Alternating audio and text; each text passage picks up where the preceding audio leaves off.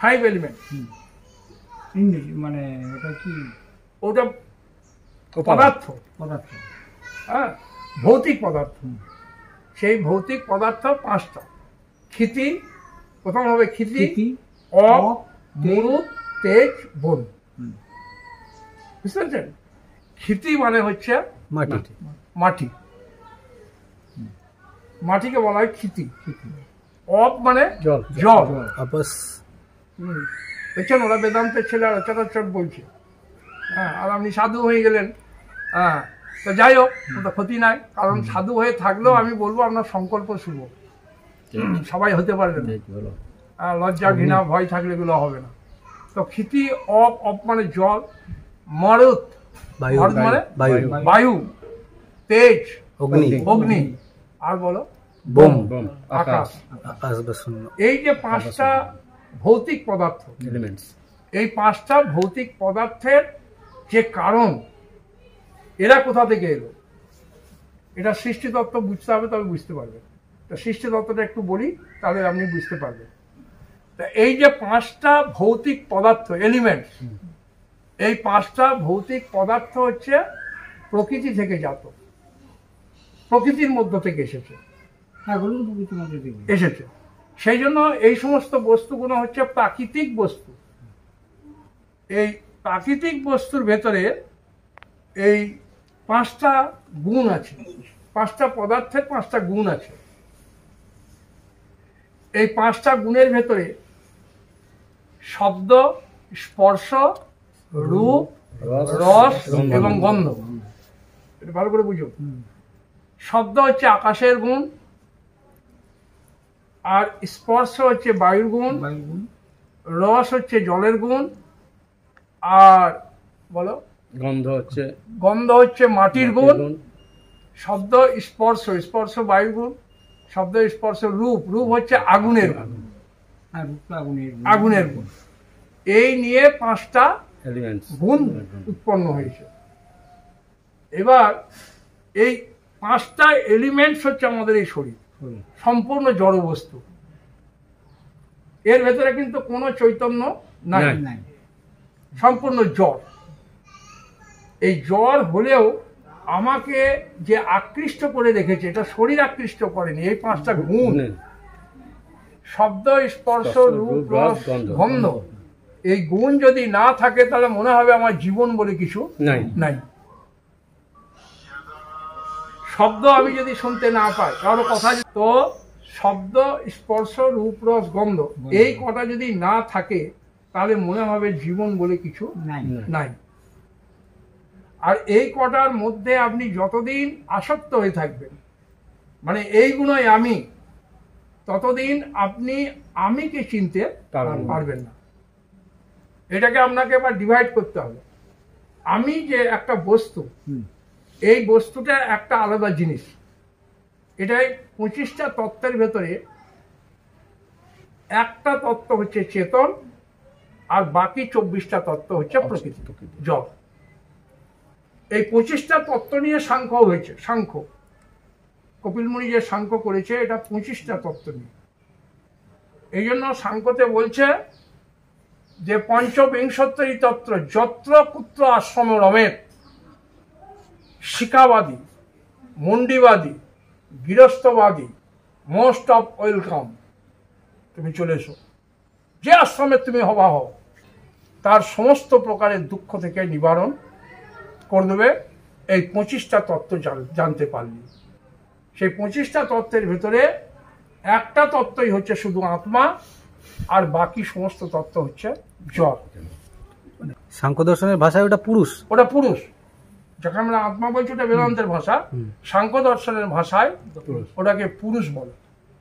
সেই পুরুষ বিষয়ক জ্ঞান যার হবে, সে এতমবিধ দুঃখ বর্জয়, মানে তার জীবনে আর দুঃখ বলে কিছু থাকবে, বর্জন হয়ে যাবে।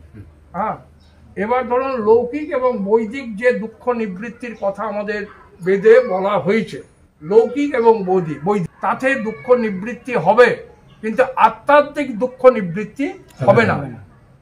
কিছুটা দুঃখ নিবৃত্তি হবে, এই বৈদিক মতে যে আমাদের সাংসারিক দুঃখ বা শারীরিক মানসিক দুঃখগুলোকে নিবৃত্তি করার জন্য যে সমস্ত ব্যবস্থাগুলো করা হয়েছে ক্রিয়াকর্মের মধ্য দিয়ে, কি যজ্ঞ করো তোমার এই গ্রহ পীড়া থেকে তুমি শান্তি পাবো, কি পুজো করো শিবের 108 বার মন্ত্র জপ করো, কি মাথায় জল ঢালো, কি বাড়িতে প্রত্যেক পূর্ণিমাতে সত্যনারায়ণের পূজা দাও, সে বাড়ির গৃহদোষ যাবে।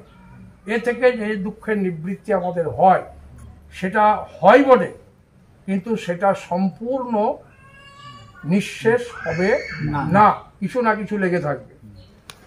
আর একটা হচ্ছে যে বৈদিক দুঃখ নিবৃত্তির যে সমস্ত পূজা পার্বণ জপ তপ করা হয়েছে, গঙ্গা স্নান, এগুলোতে কিছুটা হলেও আত্মান্তিক হবে না। আর একটা হচ্ছে ব্যবহারিক দুঃখের নিবৃত্তি। গরম লাগছে তো এসি চালিয়ে দাও, বুঝতে পারছো তো? দাঁত চলে গেছে, খেতে অসুবিধা হয়েছে, বাঁধিয়ে দাও।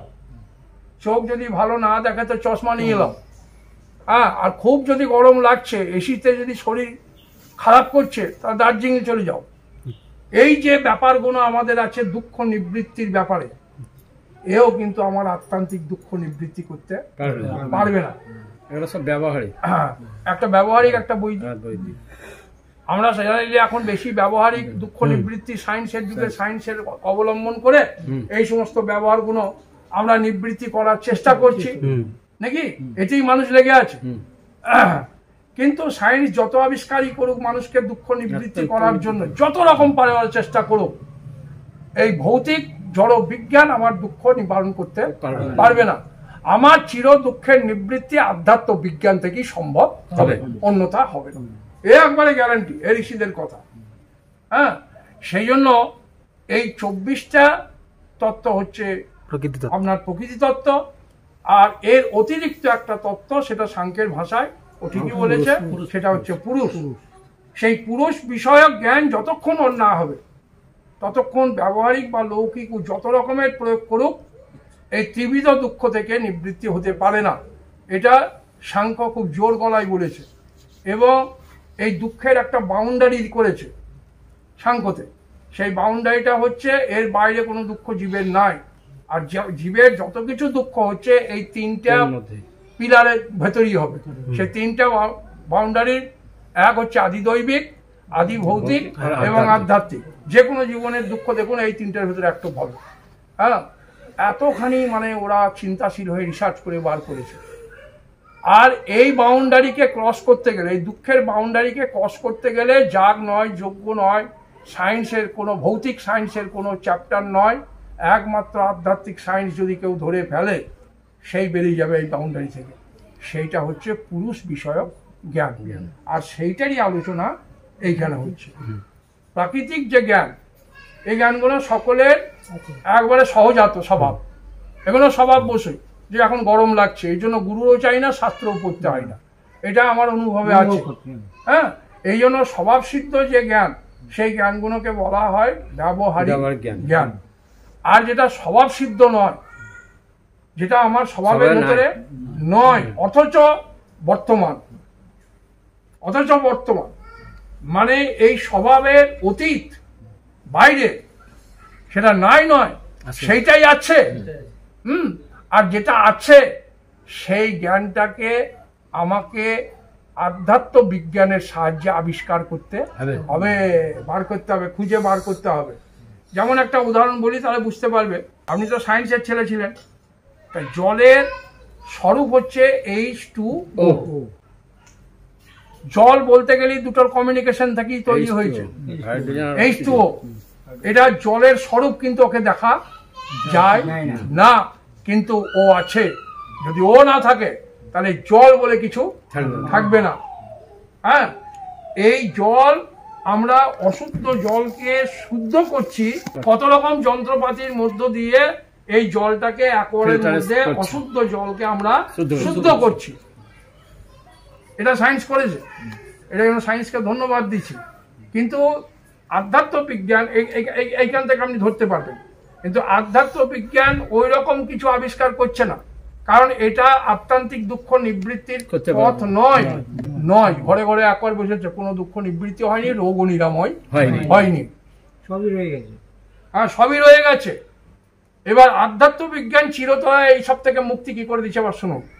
জলের স্বরূপ হলো H2O, 2 ভাগ হাইড্রোজেনের সঙ্গে 1 ভাগ অক্সিজেন কমিউনিকেশন করলেই জল হয়ে যাবে। এইটা অশুদ্ধ গঙ্গা জলে যেখানে ভরপুর আর্সেনিক, সেখানেও H2O বর্তমান। আর অ্যাকোয়ারের মাধ্যমে যে শুদ্ধ জলটা তোমরা গ্লাসে নিলে তার ভেতরেও কিন্তু H2O বর্তমান। তাহলে H2O বর্তমান অশুদ্ধতে এবং শুদ্ধতে। এই জন্য ভগবান বলছে কৃষ্ণকে, আমি অসতেষু সতেষু, আমি সতের ভেতরেও বর্তমান, অসতের মধ্যেও বর্তমান।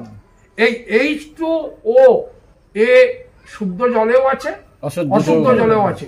কারণ না জলের স্বরূপই হচ্ছে H2O। এই রকম তত্ত্বটাকে যখন আপনি বুঝতে পারবেন, তখন শুদ্ধ এবং অশুদ্ধ দুটোকে পরিহার করে স্বরূপে দাঁড়িয়ে রয়েছে। তা স্বরূপ হচ্ছে আমার কি না পুরুষ, পুরুষ মানে আত্মা। যখন স্বরূপে আমি যাব, তো কোন পুণ্য আমার প্রয়োজন? এই স্বরূপের সঙ্গে যাকে অ্যাড করবে, এই চৈতন্যের সঙ্গে যাকে অ্যাড করবে, সেটাই অজ্ঞান। চৈতন্যের সাথে যদি আমি দেহকে অ্যাড করি, এটা অজ্ঞান হল। চৈতন্য নিরপেক্ষ দাঁড়িয়ে আছে। হ্যাঁ, এই তো আমি গুরুত্ব কাকে দিছি বলো? চৈতন্যকে না দেহকে? এই হলো অজ্ঞান। এর সঙ্গে যাকে যদি পুণ্যকে অ্যাড করিস, ওই পুণ্যটা অজ্ঞান। যদি পাপকে অ্যাড করিস, পাপ অজ্ঞান। তুই কিন্তু নিরপেক্ষ সত্তা। এই নাম বেদান্ত। আমি কি? আমি আছি, আছি কি নাই? দেখ, তাহলে এখানে একটা অ্যাড হয়েছে, একটা কিন্তু স্বতন্ত্র ভাবে আছে, আর একটা অ্যাড হয়েছে। অ্যাডটা কে হয়েছে? আমি। আমিটা অ্যাড হচ্ছে, আছে নাকি? বাবা আছে, মা আছে, বউ আছে, ছেলে আছে, জমি আছে, বাড়ি আছে। সবারই সঙ্গে অনুসূত কে আছে? আছের সঙ্গে সব হয়ে যাচ্ছে, ওই আছের সঙ্গে যেটা আমি লাগাচ্ছি ওইটাই অজ্ঞান। আর ভবিষ্যতে যদি মনে করিস আছে ওটাও থাকবে না, আছেটাই থেকে যাবে। আর আছেটাই হচ্ছে, আছেটাই আছে। ব্যাপারটা বুঝতে পারছিস তো? হ্যাঁ, তুই সেই জন্য তো বারবার কোনটাকে আমি প্রয়োগ করছি, দেখ, বারবার আছেটাকে প্রয়োগ করছি। তুই ছিলি না, জগৎ ছিল। কিন্তু এখানে অ্যাডটা কাকে করেছি? এই আমি মানে আছে যেটা রিয়েল, যেটা আছে, তার সঙ্গে অ্যাড কাকে করেছি? জগৎকে। জগৎ থাকবে না, কারণ ওটা রিয়েল নয়।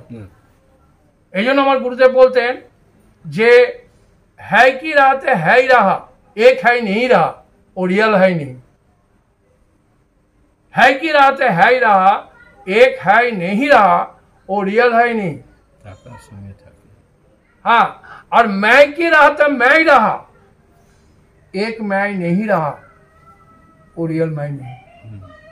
দুই দিক থেকে বলতেন, मैं की रहते मैं ही रहा, আমার থাকাতে আমি আছি, কিন্তু একটা আমি থাকবে না, তো ও রিয়াল আমি নয়। তো আমরা কনফিউশনে থাকতাম যে একটা আমি থাকবে না, কোন আমির কথা বলছি রে বাবা। তখন গুরুদেব বলতেন, এখন যে আমিকে তো আমি বলছিস, ওটা রিয়েল আমি নয়। কিরকম না, সুষুপ্তিকালে এই আমি থাকবে না। তা সুষুপ্তিকালে যে আমি থাকে না, আর জাগ্রত কালে যে আমি চলে আসে, ও আমি রিয়েল আমি নয়। সুষুপ্তিকালে আমি থাকবে নাকি? তো मैं की রাহাতে मैं রাহা, আমার থাকাতে এক আমি থাকছে, আবার আমার থাকাতে এক আমি থাকছে না, ও রিয়াল আমি নয়। ওকে আমি বলে মনে করিস না। আর প্যার, ভালোবাসা, মহাব্বত আমি কাকে, কোন আমিকে করতে চাইছি? যেটা এই জাগ্রত এসেছে, নিদ্রায় চলে যাবে। সেই জন্য বলতো, এই আমিকে এত প্যার করিস না, ভালো মন্দ খাইয়ে এত ভালোবাসিস না, তাই আমি কখন তোকে জবাব দেবার কোনোদিনই আসবে না। হ্যাঁ, তো যে আমি সদা সর্বদা বর্তমান, তাকে আমি কতবার বলেছিস? এ খুব সূক্ষ্ম জায়গা। তাকে কতবার আমি বলে রেখেছিস যে আমি সদা বর্তমান, হ্যাঁ, যে সদা আছে তার সঙ্গে কবে দেখা হয়েছে তোর? সেই আমি তো কবে ছিলি? আসা যাওয়া আমি তুই তো আজ থাকছিস। আমি এসেছে, আমি এখন আছি। সুষুপ্তিতে আমি বলে কেউ ছিল না, তার মানে আমি নাই। আমি নাই না, আমি আছি। তা সেই আমি তো কবে ছিলি? সেই সত্যতাতে কবে অবস্থান করেছিলি? এই সাজখণ্ডে, এই সত্যখণ্ডে কবে অবস্থান করেছিস? তাকে আমি বলে কবার ডেকেছিস? যে থাকবে না সে আমি? হ্যাঁ, পেয়ার কাকে করছি? কাকে গুরুত্ব বেশি দিচ্ছি? যে এলো, এলো কে? রশ্মি আছে না সাপ আছে? হ্যাঁ, রশ্মি আছে। তা সাপ এলো, সাপ তা এলো। তা কিসে এলো? জ্ঞানে না অজ্ঞানে? আলোতে না অন্ধকারে এলো? এই বল, তুই বল। তা যে আমি এলো, এই সাপ আমি একটা জিনিসের অভাবে, রশ্মির অভাবে কে এসেছে? এখন যেটা এসেছে সেটাকে যে আমি করছে, আমি সাপ এসেছে, এই ভয় দেখাইছে কি আমি মরি যাব, কেটে দেবে, মেরে দেবে। কে ভয় দেখাইছে? এই আমি যে এসেছে। আর যে সদা আছে, হ্যাঁ, যদি সদা জ্ঞান হয় তো এ সাপ আর এলেও এর ভয় তোকে অন্তত দেখাতে মাথা লাগা। রশ্মির অভাবে কে এসেছে? দেখছি কি? এই দেখছি কি? এই দেখছি কি? সাপ দেখছি। সাপ দেখছি না, সাপ দেখছি না, কোনোদিনই দেখতে পাবি না। রশ্মি দেখছি, কিন্তু উল্টো দেখছি। দেখছি কিন্তু আমি এই দেখছি কি? রশ্মি দেখছি, কিন্তু ভ্রমে সাপ দেখছি। হ্যাঁ, সাপ আমি দেখছি না, দেখছি কিন্তু রশ্মি। এখানে বুদ্ধি লাগা। কিন্তু বল, ভ্রমে সাপ দেখছি। হ্যাঁ, যেটা দেখছি সেটা বম। এইখানে সাপ, এইখানে রশ্মি, ওইখানে সাপ দেখছি না। যেখানে রশ্মি সেইখানেই দেখছি। পর দেখছিস কি? ঠিক করে বুদ্ধি লাগা, এখানে ধরতে হবে তোকে। দেখছিসটা কি? রশ্মি দেখছি। বিনা রশ্মি সাপ হবে না, কিন্তু দেখছি আমি সাপ। দেখছি আমি সাপ। আর সত্যিকারের আমি কি দেখছি? হ্যাঁ, আছি, চৈতন্যই চলে আসছে আমি। হ্যাঁ, সাপ চলে আসছে, বুঝতে পারছি। এই যে আদিমন্দ অন্ধকারে আমি যে রশ্মি এই সাপ দেখছি নাকি, তো যদি আলো চলে আসে সাবুদা হয়ে যাবে, যেটা আছে সেটাই দেখবে। আর যদি পুরো অমাবস্যার অন্ধকার হয়ে যায়, সাপও নাই, রশ্মিও নাই, কিন্তু ওখানে ভ্রম থাকবে। সাপ আছে, আসতেও পারে, শালা এখন দেখতে পেছি না, কোথাও লুকিয়ে আছে, ও শালা আবার চলে আসবে, এই ভ্রম থাকবে, বুঝতে পারছি তো। ভ্রম, সাপের ভ্রম দুটো টাইমে থাকবে। হ্যাঁ, পুরা জ্ঞান আর না হয় পুরা অজ্ঞান। পুরা অজ্ঞান সুষুপ্তিকালে সাপ থাকবে না, কিন্তু জাগতেই আবার চলে আসবে। মানে নিবৃত্তি হয়নি, নুকিং গেছে। বুদ্ধি খাটাতে পারছিস? হ্যাঁ, সুষুপ্তিকালে এই আমিটা কি হয়েছে? নিবৃত্তি হয়ে গেছে না নুকিং গেছে? আর জাগতেই চলে আসবে, বুঝতে পারছি। এই নিবৃত্তি করতে পারবি না।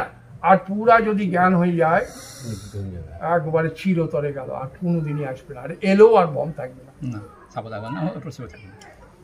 এই জন্য জ্ঞান কালে বল সাপ থাকবে না, আমিই থাকবো। আর নিদ্রাকালে ঘোর অজ্ঞানে সাপও নাই, আমিও নাই, কিন্তু জাগতেই চলে আসবে। এই জন্য জ্ঞান যতক্ষণ না হচ্ছে, এই সাপ তোকে ছাড়বে না। আর সাপ থাকলেই মরার ভয় থাকবে, কাটার ভয় থাকবে, হ্যাঁ, নানা রকম সংশয় থাকবে। এই জন্য পূর্ণ জ্ঞান লাভ করো, আর এই বিষয়ে চর্চা রাখো। এটার জন্য কিছু করতে হবে না, করে পাবি না। কেবল সমাজ ঠিক কর যে হু অ্যাম আই, বাস, কাজ ক্লিয়ার হয়ে যাবে। হ্যাঁ, আজ এই পর্যন্তই। থাকলো। হরি ওম। আর হরি ওম তৎসৎ। হরি ওম তৎসৎ। হরি ওম। বাহ, ঠিক আছে, ভগবান করবে।